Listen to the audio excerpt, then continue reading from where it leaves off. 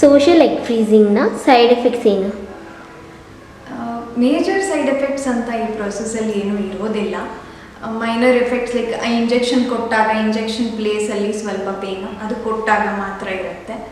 ಆಮೇಲೆ ಸ್ವಲ್ಪ ವಾಂತಿ ಬರೋಂಗೆ ಆಗೋದು ಅಥವಾ ಗ್ಯಾಸ್ಟ್ರೈಟಿಸ್ಸು, ಕಾನ್ಸ್ಟಿಪೇಷನ್ನು, ಸ್ವಲ್ಪ ಹಾರ್ಮೋನ್ಸ್ ಕೊಡೋದ್ರಿಂದ ಕೆಲವೊಬ್ಬರಿಗೆ ಸ್ವಲ್ಪ mood swings, dullness in the mood ಆಗಬಹುದು.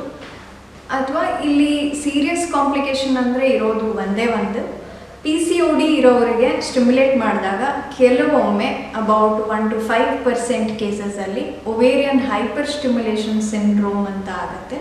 ಅಂದರೆ ಅಂಡಾಶಯದಲ್ಲಿ ತುಂಬ ಜಾಸ್ತಿ ಮೊಟ್ಟೆಗಳು ಬೆಳೆದು ಬಿಡ್ತವೆ. ಸೊ ಈಸ್ಟ್ರೋಜನ್ ಹಾರ್ಮೋನ್ ತುಂಬ ರೇಸ್ ಆಗುತ್ತೆ.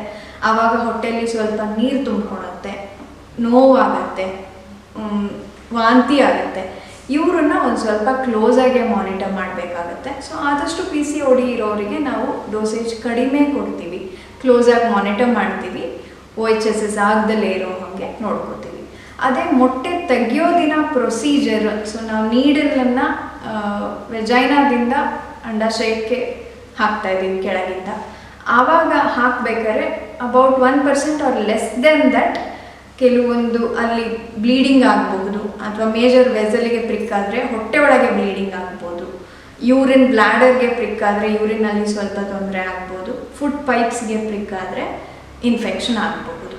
ಇದೆಲ್ಲ ರೇರ್ ಕೇಸಸಲ್ಲಿ ಲೆಸ್ ದ್ಯಾನ್ 1% ಇನ್ಸಿಡೆನ್ಸ್ ಇರುತ್ತೆ ಅಷ್ಟೇ.